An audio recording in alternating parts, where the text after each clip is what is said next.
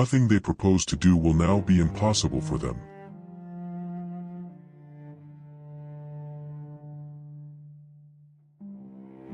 There is a moment in every civilization's story, a moment so precise, so electric, that if you could freeze time right there, at that exact instant, you would see something that defies every law of human limitation. You would see what human beings are actually capable of. Not what religion says they're capable of. Not what governments permit them to be. Not what fear allows them to imagine. What they are actually capable of. This is not a story about religion. This is not a story about punishment. This is a story about a group of people who figured something out, something so dangerous, so powerful, so structurally sound in its logic, that the most powerful being in the universe looked down at what they were doing and said, in plain language that has survived 3,000 years of translation, "If they are allowed to finish this, nothing will be impossible for them." Not, they might succeed. Not, they have a chance. The creator of existence himself stood at the edge of heaven, looked at a construction site in ancient Mesopotamia, and declared that the people below had cracked the code. And then he stopped them. The question this documentary asks is not why he stopped them.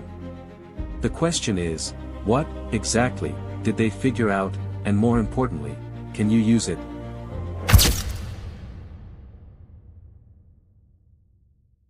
To understand what happened at Babel, you have to understand what the world looked like before it. After the Great Flood, Noah's family stepped off a boat onto a world that had been wiped clean.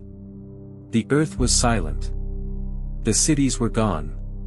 The roads were gone. The farms, the markets, the hierarchies, the arguments, all of it, swallowed. What remained was 8 people and an open sky. The Bible says that from those 8 people, the whole earth was repopulated. And for a time, and this is the part most people skip past, for a time, the entire human race shared one language. One language, think about what that means. Not a common language you learn in school. Not English as a global business standard. One original language. One shared grammar of thought. One unified way of naming the world.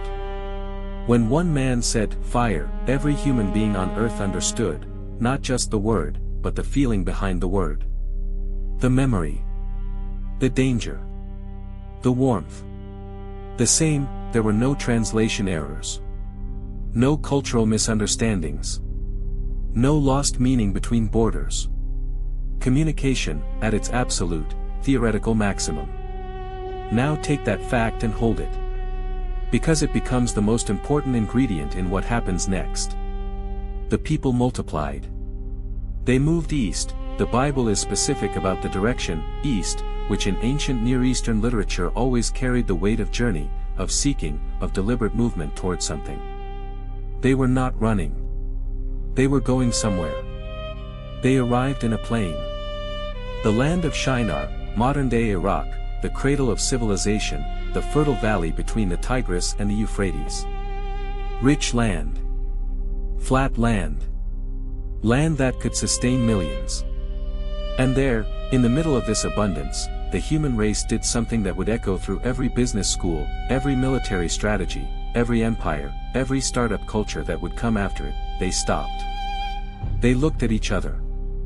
And someone, we don't know the name, the Bible doesn't give us a name, and that might be the most important detail of all, someone said, "Let us build. Let us build a city and a tower whose top reaches to the heavens." That is the stated plan. Genesis 11 verse 4. 8 words in the original Hebrew that have been argued about, dismissed, mythologized, and misunderstood for 3,000 years. Most people hear, tower to heaven, and think, arrogance. Hubris. Some kind of cosmic overreach. The image that gets painted is primitive people stacking mud bricks toward the clouds, shaking their fists at God, daring him to come fight. That is not what was happening. Let's slow this down. Let's look at the actual text, not the cultural mythology, not the Sunday school version, the actual account. The people said 4 things. They said, 1. Let us make bricks and burn them thoroughly. This is a technology statement. Kiln-fired brick, not sun-dried mud, not stacked stone. Kiln-fired brick was one of the most advanced construction materials of the ancient world. This is a people who have already solved the material problem before they've even broken ground. They're not building with whatever surround. They're engineering their materials. 2. Let us build a city and a tower. Not just a tower. A city. Infrastructure. Systems. Roads, homes, markets, governance, the full architecture of a civilization. The tower is not the dream. The tower is the symbol of the dream, the city is the substance. 3. Whose top is in the heavens. The Hebrew here, Bereshit, Shemayim, doesn't necessarily mean they thought they could literally climb into God's living room. In ancient Mesopotamian culture, a tower that reached heaven was a declaration of divine favor. It meant, we are a people blessed enough, organized enough, and powerful enough that our presence is acknowledged on both levels, earth and sky. This wasn't arrogance toward God. This was a brand statement. This was a civilization saying, we exist. We matter. We are here. 4. Let us make a name for ourselves, lest we be scattered abroad over the face of the whole earth. And there it is. The real reason. Pause. Let it breathe. They were afraid of being scattered. They had come from a flood that wiped out the world. They had seen what dissolution looked like. They had inherited a genetic memory of being undone. And now, standing on a fertile plain with one language and a clear sky above them, they made a decision that every great leader, every great company, every great movement eventually makes: we must build something that holds us together. Because if we scatter, we are nothing. But if we're remain unified, if we build something that becomes our shared identity, our shared purpose, our shared monument, then we become something that cannot be erased. Now let's talk about what actually made this work. Because this is the part of the story that nobody ever preaches about. Nobody puts this on a motivational poster. But this is where the gold is buried. The project at Babel succeeded. Before it was stopped, it was working. Whatever they were building it effectively. The text makes this clear. God doesn't come down to stop something that's failing. He comes down to stop something that is working so well that he has to intervene. So what were they doing right? The first principle: one language, one vision. Modern organizational science has a term for this: aligned cognition. It means that every person in an organization is operating from the same mental model of what success looks like. When you have that, when a team of 10 people all mean the same thing when they say the goal, execution becomes almost effortless. The people of Babel had this at a civilization level. There was no ambiguity. No, what did you mean by that? No lost nuance in translation. No factions forming around different interpretations of the mission. When the architect said, the tower goes here, everyone who heard it had the exact same picture in their mind. That is not a small thing. That is the thing that most organizations spend billions of dollars and decades of effort trying to manufacture, and usually fail. These people had it naturally. The second principle: collective ownership. Notice the language in Genesis 11.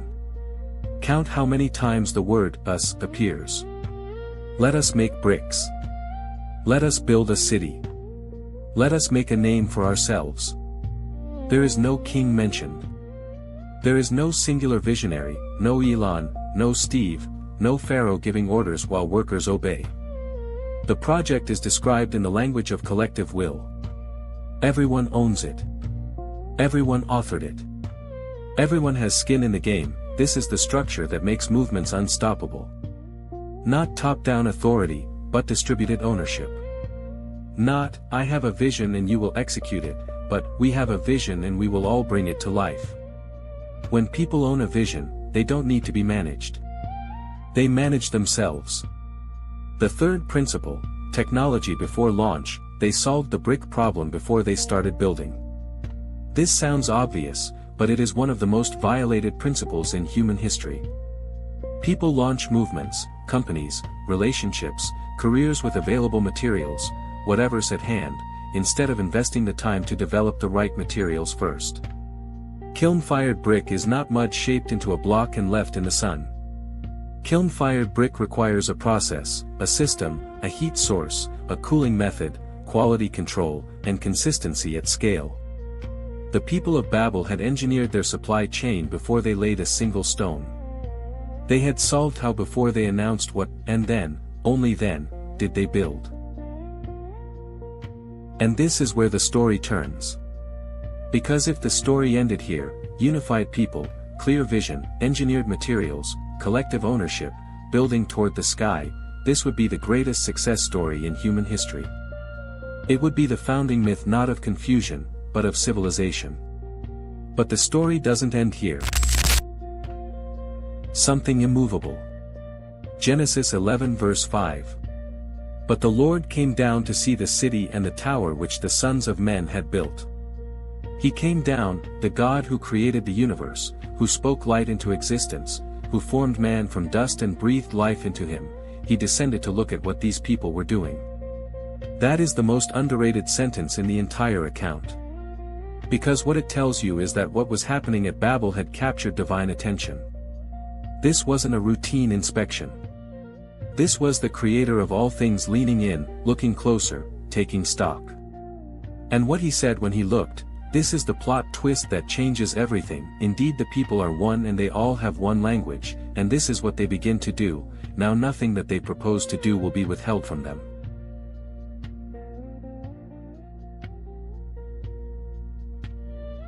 He didn't say they were evil, that he didn't say their tower was an abomination. He didn't say their pride had offended him, that he said, they are one. They have one language. And if they begin, nothing will be impossible for them. That is a direct, unambiguous statement from God himself about the mechanics of human potential. And it is buried in a story that most people file under, cautionary tale, and move on. But look at what he actually identified as the threat, unity. One language. And they've already started. Those three things. Not the height of the tower. Not the ambition of the project. The structure of the people. The cohesion of their communication. And the momentum of their beginning. This is the God who created the laws of physics, telling you, through his own words, that those three things, combined, make human beings limitless. But here's where the story becomes something more than ancient history. Here's where it becomes a mirror. Because God doesn't just say, nothing will be impossible for them, and leave it as a compliment. He says it as a diagnosis. A warning. And then he acts. Come, let us go down and there confuse their language, so that they may not understand one another's speech. And in one sentence, in one divine act of disruption, the most powerful collective project in human history collapsed.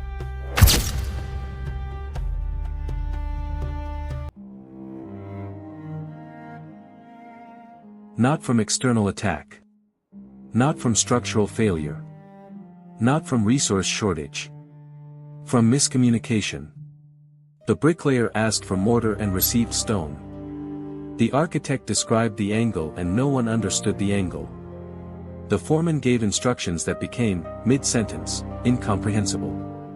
And then, the thing they had feared most from the very beginning, they scattered.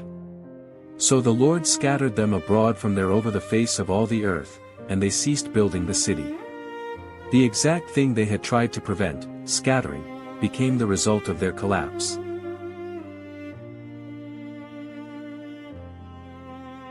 But here is what I want you to notice.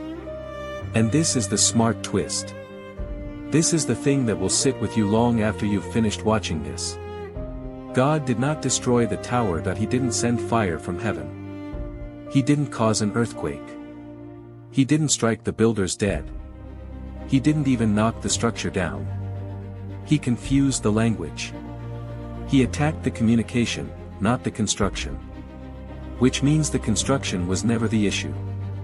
The thing that made them powerful, one language, one vision, collective ownership, was also the thing that, when removed, made the entire project unsustainable. Their strength and their vulnerability were the same thing. When you build your entire organizational capacity around perfect communication, and that communication breaks, you have nothing left. No redundancy. No fallback. No structural integrity that exists independent of the human connection. The tower didn't fall because the vision was wrong. The tower fell because the vision had no architecture beneath the architecture. They built a tower to heaven but forgot to build a system that could survive disruption. They had vision without anti-fragility, they had unity without depth. They were powerful in one configuration, and helpless in any other. Now we ask the question that rewrites everything. If God himself acknowledged that their unified approach was so powerful that nothing would be impossible for them, why did he stop them? Most interpretations stop at pride. They say the people were too proud, too ambitious, too audacious for their own good, and God humbled them. But read the text again. The account doesn't use the word pride. It doesn't mention sin. It doesn't describe moral failure. It describes a capacity that, if left unchecked, would remove all limits from human endeavor. So here is the major reveal: God did not stop them because they were bad. He stopped them because they were not yet ready for unlimited power. This is the difference between a father who takes car keys from a teenager and a father who punishes a criminal. One is restraint born of love and timing. The other is judgment born of transgression. The people at Babel were not punished for being evil.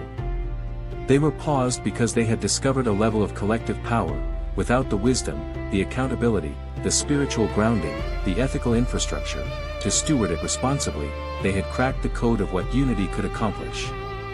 They had not yet understood why unlimited power requires unlimited wisdom. They were, as we say in the modern world, too much disruption, not enough governance. And here is what that means for you. You are watching this because somewhere in your life, you are standing on a plane. Maybe it's a business idea you can't seem to launch. Maybe it's a team that won't align. Maybe it's a vision so large it scares you, a tower you can see clearly in your mind but can't figure out how to build. And the story of Babel is not a story about what happens when you aim too high. It is a story about what happens when you aim at the right height, and neglect the infrastructure beneath the dream. So let's pull the principles. Let's take the ancient account apart and find the strategy inside it. Principle 1. Identify your one language. Before the people of Babel built anything, they communicated. They created shared meaning. They aligned around a common vision, a common vocabulary, a common set of values. In your world, one language means this: everyone on your team, whether it's 2 people or 1,000, must mean the same thing when they describe success. Not vaguely the same thing. Not, we're all roughly aligned. The same thing. This requires a conversation most teams never have. Not, here's the mission statement. But, what does winning look like at the end of this? What word do we use for that? What does failure look like? What word do we use for that? When someone says, we're on track, what, exactly, does that mean? Organizations that can answer those questions with precision and consensus are, as God observed at Babel, structurally positioned to accomplish anything they set their minds to. Principle 2. Build collective ownership before individual authority. The people of Babel said, let us. That pronoun is a strategy. When you launch a project and say, I have a vision, here's your role, you create employees. You create people who clock in, execute, and clock out. You create a team that, the moment you are absent, has no direction. When you launch a project and say, together, we build something that belongs to all of us, here is the vision we co-authored, you create co-owners. You create people who feel the weight of the mission as their own. People who will solve problems you didn't anticipate, because the mission is personal. The greatest leaders in history, the greatest movements, the greatest companies, are built not on the brilliance of one person, but on the distributed ownership of many. You are not trying to be the tower. You are trying to be the plane on which the tower stands, the foundation beneath the builders. Principle 3. Solve your brick problem before you announce the tower. This is the one that separates the visionaries who actually build from the visionaries who only dream. Before you announce your idea to the world, before you post it, pitch it, preach it, go solve your brick problem. What is the material challenge specific to your vision? What is the resource, the system, the process, the technology that your project cannot function without? Go build that first. Quietly. In the background. Develop the infrastructure before you reveal the intention. Because when you announce a tower before you've solved the brick problem, what you get is enthusiasm without execution. Energy with no container. You attract attention you cannot sustain. The people of Babel had their bricks ready. That's why the project moved. That's why God came down to look, because something was actually happening. Not because they made an announcement. Because they built something real. Principle 4, build anti-fragility into your unity. This is the lesson that the people of Babel missed, and it is the most critical upgrade you can make to their strategy. Their weakness was that their entire operation depended on one thing, the language. Remove the language, and everything stops. There was no fallback system. No redundancy. No distributed authority that could function without centralized communication. When you build your vision, ask yourself, what is the one thing, if disrupted, that stops everything? That is your vulnerability point. And your job is to build depth beneath that point. Documented processes. Cross-trained team members. Written culture, not just spoken culture. Systems that operate independent of any one person's presence. In the modern world, this is called building a company that works without you. The people of Babel built a company that only worked because of one thing they all shared.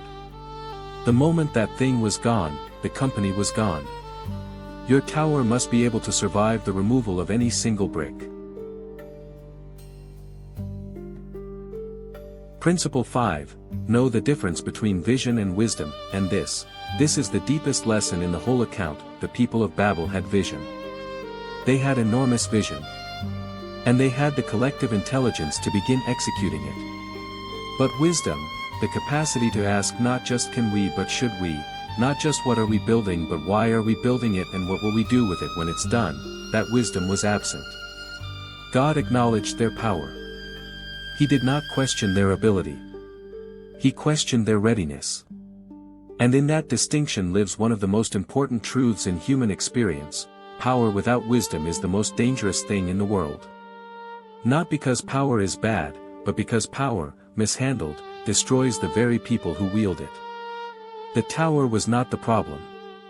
The problem was that the tower represented access to unlimited power, and no one had stopped to ask, what values will govern how we use it? Before you build your tower, define your values. Not the words on a website. Not the quote on your conference room wall. The actual, tested, lived values that will determine what you do when you have power. Because you will have it. If you follow this strategy, one language, collective ownership, solved infrastructure, anti-fragile systems, you will build something that works. And then the real test begins, the test of what you do with something that works.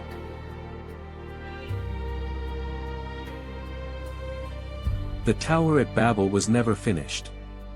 The city they were building, the city that was meant to be their name, their identity, their monument against dissolution, it stands today only as a concept. A story. A fragment in an ancient text. We are still building the tower. We never stopped.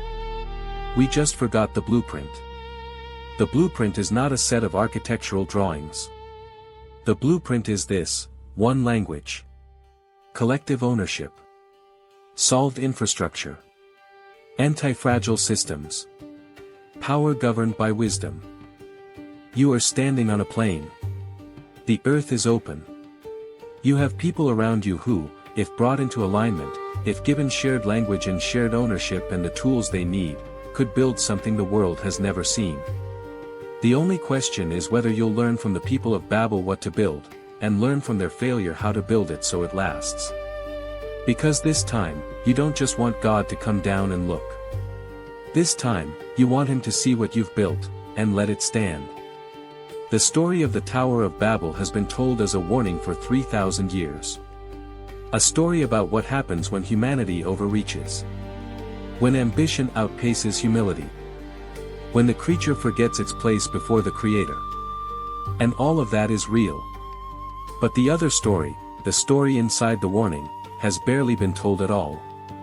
The story about what those people figured out. The story about a group of ordinary human beings, recently descended from catastrophe, carrying nothing but a language and a dream, who looked at an open plain and chose to build something that God Himself described as unlimited in its potential. They were one.